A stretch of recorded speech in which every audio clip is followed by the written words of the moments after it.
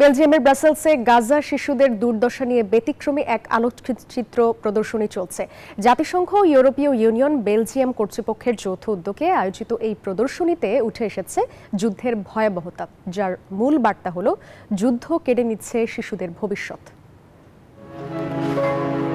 গাজার ধ্বংসস্তূপের মাঝে শিশুর কান্না, শূন্য দৃষ্টিতে তাকিয়ে থাকা মুখ, সব মিলিয়ে যেন এক দৃশ্যমান আর্তনাদ।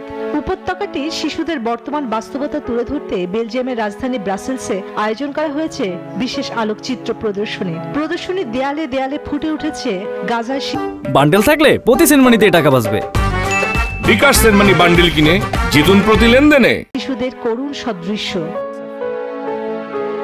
ফিলিস্তিনি ফটোগ্রাফারদের যুদ্ধের ভেতর থেকে তুলে আনা ছবি নিয়েই এই আয়োজন, যার মূল বার্তা যুদ্ধ কেড়ে নিচ্ছে শিশুদের ভবিষ্যৎ। আমি মনে করি এটা খুবই ভয়াবহ। তুমি দেখতে পাচ্ছ যে মানুষ কষ্ট পাচ্ছে এবং আমার মনে হয় বিশ্ব তাদের সমস্ত যন্ত্রণার দিকে তাকাচ্ছে না। জাতিসংঘের আন্তর্জাতিক শিশু জরুরি তহবিল ইউনিসেফ, ইউরোপীয় ইউনিয়ন এবং বেলজিয়াম কর্তৃপক্ষের যৌথ উদ্যোগে আয়োজিত এই প্রদর্শনীর লক্ষ্য চলমান সংঘাতে গাজা উপত্যকার শিশুদের আরো যত্ন নেয়ার আহ্বান জানানো। চন্দ্রানী চন্দ্রা, নিউজ 24।